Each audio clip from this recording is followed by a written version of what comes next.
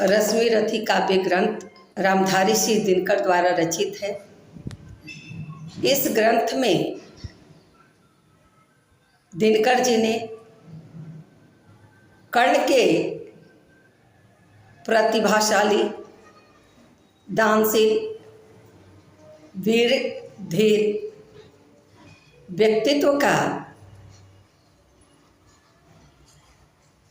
वर्णन किया है।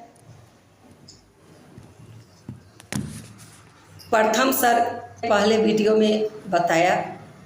अब दूसरे सर्ग के संदर्भ में पहले कुछ बता देती हूँ कि दूसरे सर्ग में कर्ण के जीवन की उस घटना को दिनकर जी ने अपनी रश्मि रथी काव्य में व्यक्त किया है, वर्णित किया है कि किस तरह कर्ण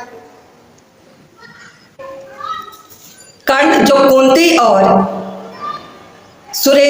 भगवान सूर्य के पुत्र थे, किंतु समाज के लोक लज्जा के कारण भय से कुंती ने उन्हें गंगा में पिटारी में बंद में डाल करके उन्हें प्रवाहित कर दिया और जहाँ से एक शूद्र अर्थात शुद्ध ने उन्हें प्राप्त किया और उनका पालन पोषण किया। किंतु वह जमाना था कि गुरुकुल में पढ़ाने वाले आचार्य राजवंशों के राजकुमारों को ही पढ़ाते थे, शिक्षा देते थे, धनुर्विद्या सिखाते थे। कर्ण की हार्दिक इच्छा थी कि वह परशुराम जी के व्यक्तित्व को देखकर उन्हें अपने गुरु बनाने के ख्याल से कर्ण उनके कुटिया में जाता है और कर्ण का कवच कुंडल और बहुत ही सुंदर रूप को देखकर परशुराम को भरोसा हो जाता है कि वह ब्राह्मण जाति का है।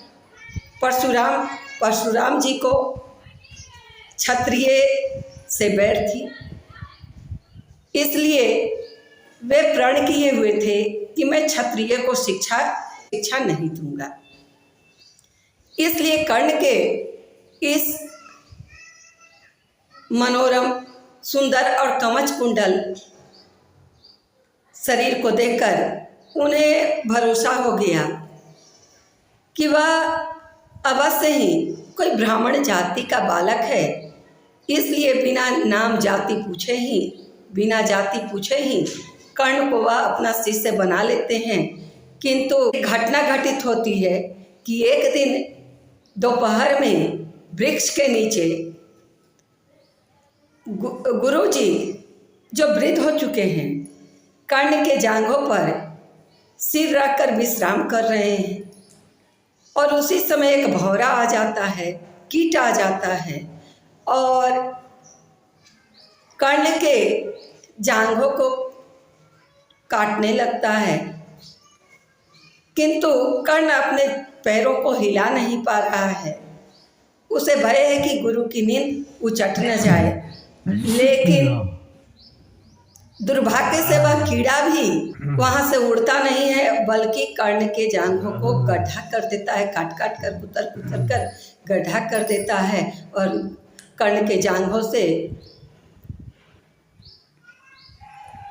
रक्त स्रोत बहने लगता है, खून बहने लगता है और गुरु परशुराम जी पर उसकी धार पड़ती है और उनकी नींद खुल जाती है। और कर्ण के इस सहनशीलता को देखकर उन्हें अनुमान हो जाता है कि यह कोई ब्राह्मण नहीं है, यह अवश्य ही कोई क्षत्रिय है।